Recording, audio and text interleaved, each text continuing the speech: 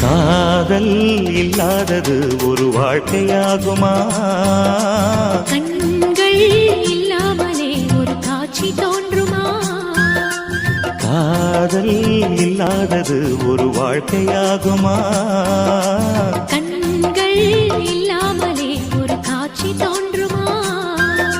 பெண்ணை தொடாதது ஒரு பெருமையாகுமா? முத்தம் சிந்தாமலே அது முழுமையாகுமா? முழுமையாகுமா? காதல் இல்லாதது ஒரு வாழ்க்கையாகுமா?